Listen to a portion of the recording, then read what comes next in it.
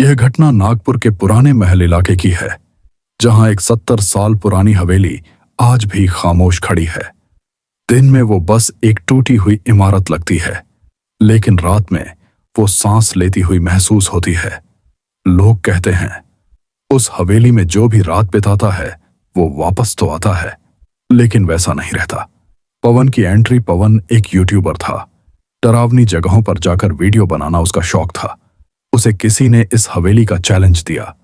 शर्त सिर्फ एक थी, कमरा नंबर 3 खोलकर दिखाओ। एक बूढ़े चौकीदार ने उसे रोका। बेटा, वहां जो बैठा है वो दरवाजा खुद नहीं खोलता, किसी का इंतजार करता है।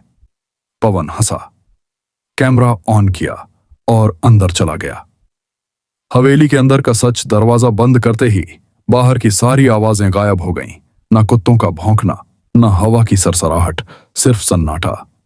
पवन ने टॉर्च जलाई। दीवारों पर अजीब काले हाथों के निशान थे, जैसे किसी ने बाहर निकलने की कोशिश की हो।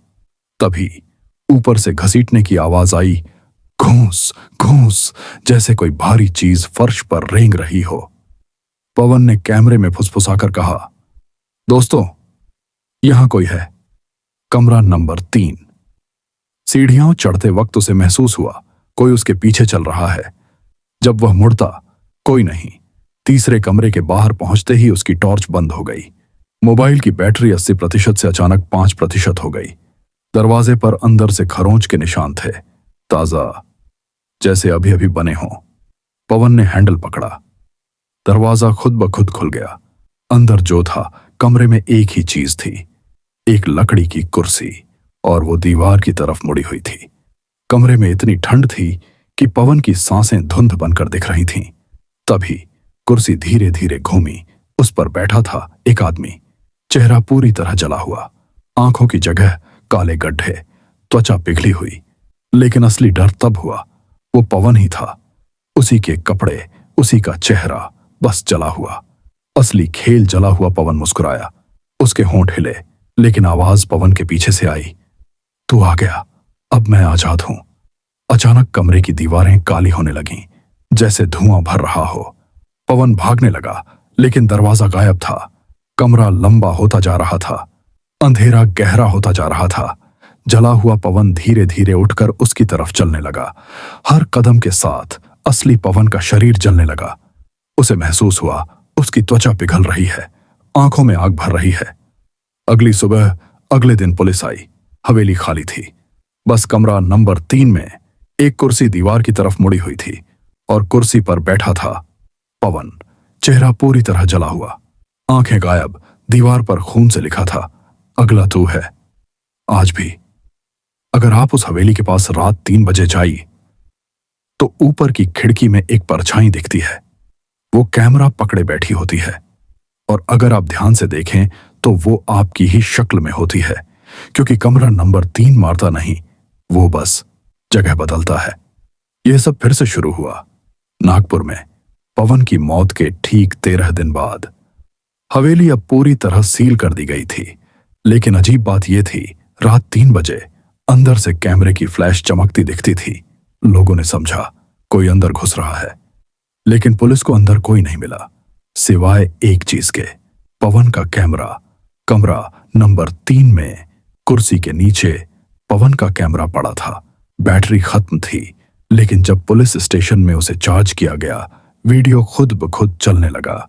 वीडियो में पवन खड़ा था, लेकिन उसके पीछे जो दिख रहा था वो पहले वीडियो में नहीं था। दीवार पर परछाई थी, एक लंबा टेढ़ा मेढ़ा शरीर जिसका सिर इंसानी नहीं था। और तभी वीडियो में पवन की आवाज आई, अगर ये वीडियो मिल रहा है तो समझो मैं अब वो नहीं हूं। 70 साल पुरानी सच्चाई जांच में पता चला। ये हवेली 1956 में बनी थी। उसका मालिक था एक तांत्रिक, नाम था भैरवनाथ। वो आत्मा बदलने का प्रयोग करता था। कहते हैं वो मौत से बचना चाहता था। उसने एक कमरा बनाया, कमरा नंबर 3, जहां एक अजीब विधि होती थी, जिसमें जो अंदर जाता वो बाहर नहीं आता। उसकी आत्मा किसी और शरीर में फंस जाती, लेकिन एक रात विधि उलटी पड़ गई। भैरवनाथ का शरीर जल गया, लेकिन उसकी आत्मा कमरे में फंस गई, और तब से वो हर उस इंसान का इंतजार करता है जो डर को चुनौती देकर अंदर आता है। असली रहस्य वीडियो के आखिरी हिस्से में पवन जला हुआ दिखाई देता है, लेकिन अचानक कैमरा खुद ब खुद घूमता है। कुर्सी पर बैठा जला हुआ पवन उठता है और दीवार में समा जाता है। दीवार पारदर्शी हो जाती है और अंदर सैकड़ों जले हुए चेहरे दिखाई देते हैं। सबके चेहरे अलग, लेकिन आंखें खाली, और बीच में एक काला साया खड़ा था।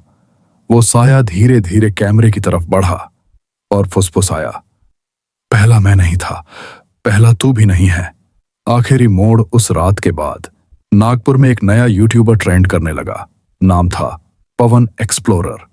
वो वही कपड़े पहनता था, वही आवाज, वही चेहरा, लेकिन उसकी आंखें कभी पलक नहीं झपकाती थीं और उसके हर वीडियो के पीछे दीवार पर एक कुर्सी दिखाई देती थी, धीरे धीरे घूमती हुई।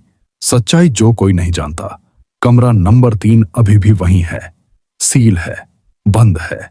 लेकिन अगर आप उस हवेली के सामने खड़े होकर अपना नाम लें तो ऊपर से एक आवाज आती है, अंदर आ जाओ, अब मेरी बारी खत्म हुई और शायद अगली बारी आपकी हो। सब कुछ शुरू हुआ था 1956 में, नागपुर के उसी पुराने इलाके में। तांत्रिक भैरवनाथ की कहानी अधूरी थी। लोगों को लगा वही पहला था, लेकिन सच उससे भी पुराना था। हवेली से पहले क्या था?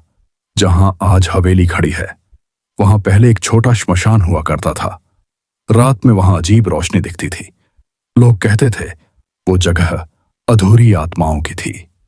भैरवनाथ ने उसी जमीन पर हवेली बनाई क्योंकि उसे लगा यहां शक्ति है, लेकिन उसे नहीं पता था वो शक्ति उसकी नहीं थी। पहला चेहरा पुलिस ने पवन के कैमरे की वीडियो को स्लो मोशन में देखा। दीवार के अंदर सैकड़ों जले चेहरे थे, लेकिन सबसे पीछे एक चेहरा अलग था। वो जला नहीं था, वो सड़ा हुआ था। आंखें खुली, मुंह टेढ़ा और माथे पर राख से बना एक निशान। जांच में पता चला 1889 में उसी जगह एक आदमी को जिंदा जला दिया गया था। लोग उसे पागल साधु कहते थे।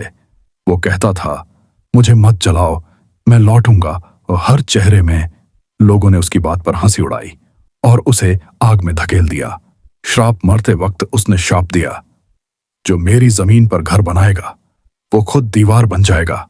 भैरवनाथ ने वही किया, हवेली बनाई, कमरा नंबर 3 बनाया और उसी कमरे की दीवारों में सबसे पहले उसी साधु की आत्मा ने जगह ली।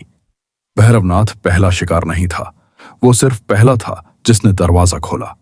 पवन की सच्चाई, पवन अब दीवार के अंदर था, लेकिन उसकी आत्मा पूरी तरह खत्म नहीं हुई थी। एक रात एक लड़का हवेली के बाहर से लाइव स्ट्रीम कर रहा था।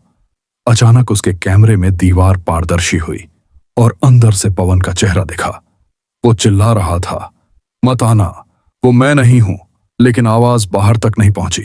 दीवार के पीछे, सबसे पीछे, वही पहला साधु खड़ा था।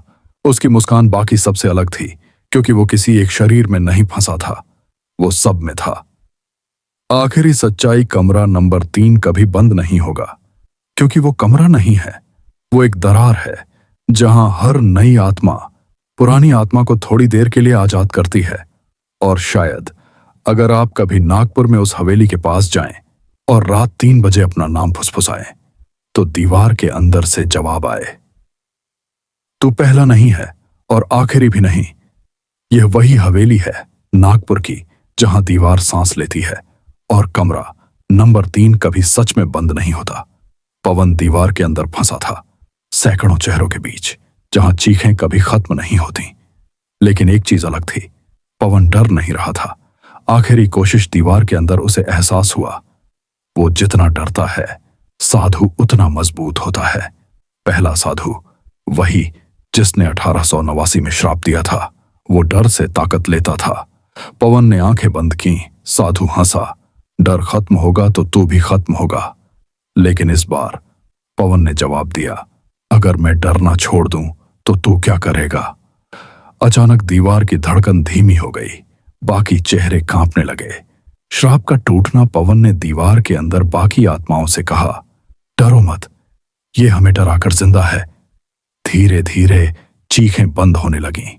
साधु की मुस्कान गायब हो गई, उसकी आंखों की आग बुझने लगी। दीवार में दरारें पड़ने लगीं, पहले छोटी फिर गहरी। साधु चिल्लाया, अगर मैं गया तो तुम सब भी मिट जाओगे। पवन मुस्कुराया, कम से कम आज हाथ तो होंगे। आखिरी पल अचानक पूरी हवेली कांपी। बाहर खड़े लोगों ने देखा, तीसरी मंजिल की खिड़की से तेज रोशनी निकली, एक जोरदार धमाका हुआ और हवेली का वो हिस्सा जहां कमरा नंबर 3 था, अंदर से ढह गया। अगली सुबह सुबह जब लोग पहुंचे, तीसरी मंजिल की दीवार टूटी हुई थी। कमरा नंबर 3 अब सिर्फ मलबा था, कोई चेहरा नहीं, कोई खरोंच नहीं। और अजीब बात, 70 साल बाद पहली बार उस जगह पर शांति थी। लेकिन रात 3:07 पर एक आखिरी चीज हुई। पास के घर में लगे आईने पर हल्की दरार उभरी और उस दरार में एक चेहरा दिखा। वो जला हुआ नहीं था, वो सड़ा हुआ नहीं था, वो पवन था, लेकिन उसकी आंखें पूरी तरह काली थीं। और उसने धीरे से कहा, श्राप खत्म नहीं होता, बस जगह बदलता है। आईना चटक गया। अंतिम पंक्ति, अगर कभी रात 3:07 पर आपको दीवार से हल्की खरोंच की आवाज आए तो समझ जाना, कमरा नंबर 3 अब हवेली में नहीं है, वो शायद आपके घर में है।